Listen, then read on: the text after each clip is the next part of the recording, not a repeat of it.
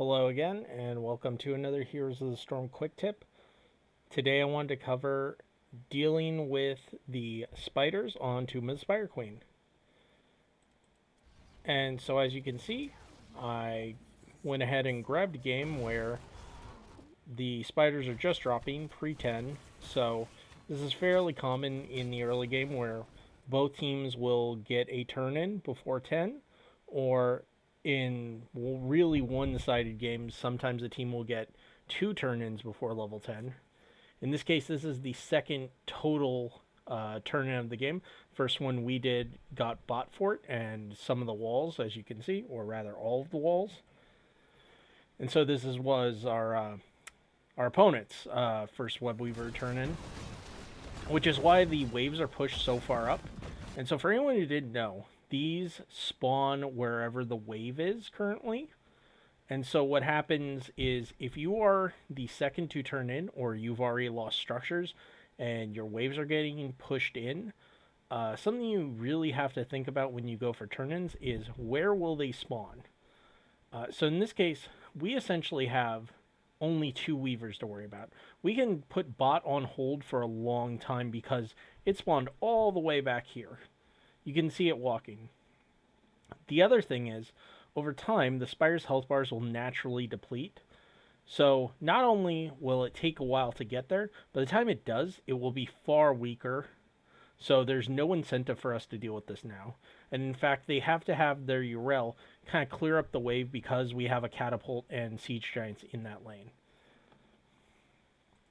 And so what that means is for us as a defense, we can kind of free hit one or both of these. So what happens is we go after mid because we saw them top, and so we get half off of mid, and we immediately disengage when they choose to defend it. And instead, then we run top. So you can see because we've done this, not only do we get a ton of damage here, we basically cleared the top spider for free.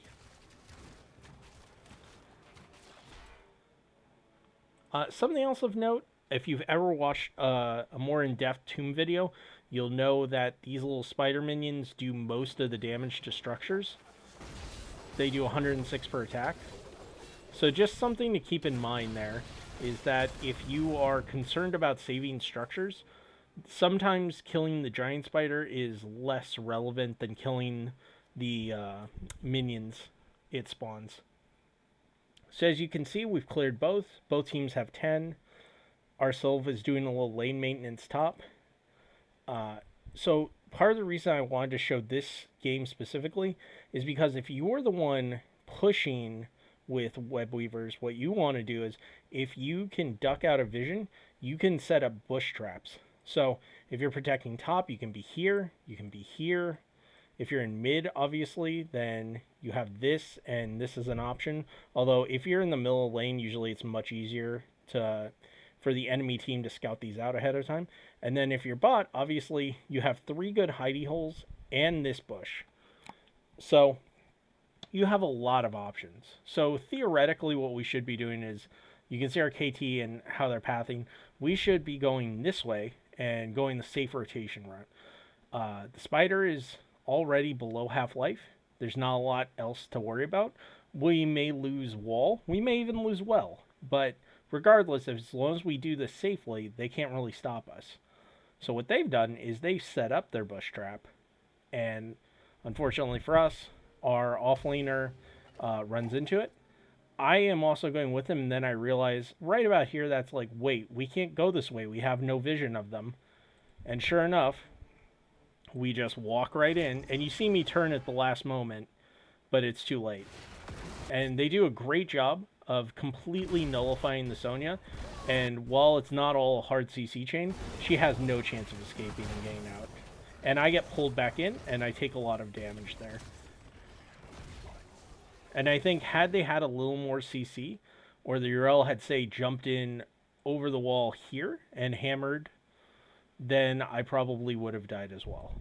So we'll go ahead and take one more quick look at that because I like this because this is such a good thing. And this is something, if you're not doing it, you should definitely be thinking about doing in your games.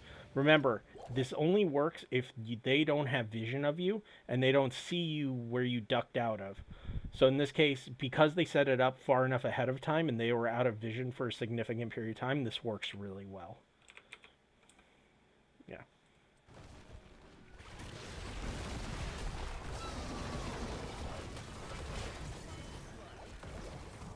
And yeah, so we lose a fair bit of gems and we lose a person.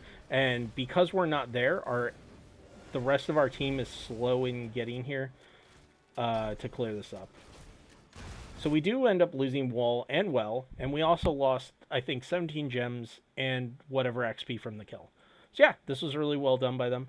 We're just about out of time, but again, for this map specifically, something you always want to consider when you go for turn-ins is how you want to push with them, what are your spiders are going to spawn, and how the enemy is most likely to respond in order. Which spider are they going to start with, and which spiders do you think they'll just ignore for a while? And in some cases it'll be very obvious, and other cases where they're pretty similar in all three lanes, you got to make the call on that.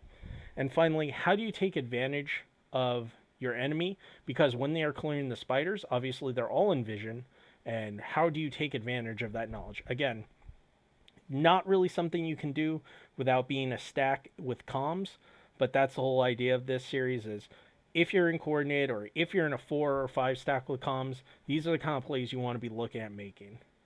All right, I hope that helps. Have a great day.